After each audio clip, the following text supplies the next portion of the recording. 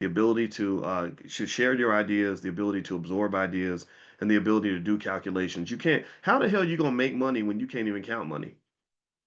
Seriously, how do we? I hear you hear rappers are like, get money. I'm gonna get money. I'm getting money, man. They'll do videos and they'll be showing all this fake money in the video.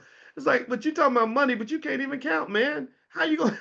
I can't even do a business deal with you because if I tell you that you're gonna get 60% of the money, you don't know what 60% is. So you're kind of eliminated from the game before the game even begins. You're gonna get exploited because capitalism is the most brutal game that you're gonna run into. It's sharks out here, man. And you see it happen all the time. What's the first thing that happens when an athlete gets drafted into the NFL, the NBA? There's some little short white guy, maybe wearing a yarmulke, right, who's like representing him, and he didn't grow up with hoop dreams. He didn't grow up thinking he's gonna be the next LeBron. He's too short. He ain't got no talent. His superpower is that his daddy and his mother were talking to him about economics when he was 2. His superpower is that he went to Harvard Law School and they taught him how to structure the business deal in your favor.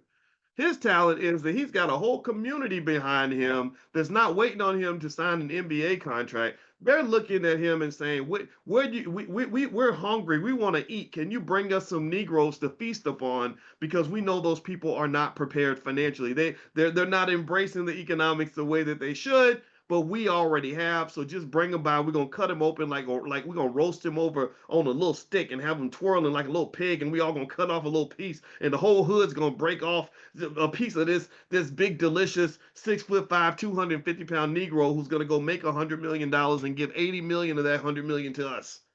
That's what's happening, and I'm not saying that it makes them bad people. I'm saying it means that they're approaching the game in a completely different way.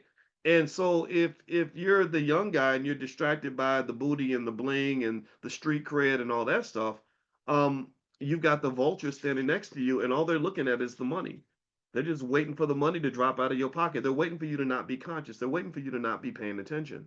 And when you're looking away and you're like, "Ooh, did you see that girl's ass?" or whatever it is that the guys might do, right? They're reaching in your pocket and pulling money out. I had a I'll say this and I'll be done on this point. There was a guy from the Utah Jazz that hosted a Black Wealth event out in Oklahoma City, and it was a few years ago, and I was really impressed with this guy. He paid my speaking fee for me to come out. He invited some other people. That was where I met that lady Angela Rye from CNN. She wasn't very nice. I didn't like her. Said, "Gosh, you're kind of a mean lady." And but anyway, I had a really good time, and I remember I sat down with him, and he told me that he said, yeah, when I signed my contract to have somebody represent me or whatever, they had a lot of fine print, a lot of little fees in there, like where they were going to make sure they got paid regardless, even if I didn't make money from the investment, they were going to make money no matter what. And he said that they were really surprised that I went through. And I was like, I'm not paying this fee. I'm not paying this one. I'm not paying this one. He said they thought I wouldn't be paying attention. And I remember the guy. He was very nice. He was really tall, like 7 feet tall. And I don't remember his name though. But we ate breakfast together, and I was really impressed. And so, really, consciousness. That's what he was talking about was consciousness, awareness. Like I know what's going on. I know what you're doing. Yeah, yeah. Remember that song, right?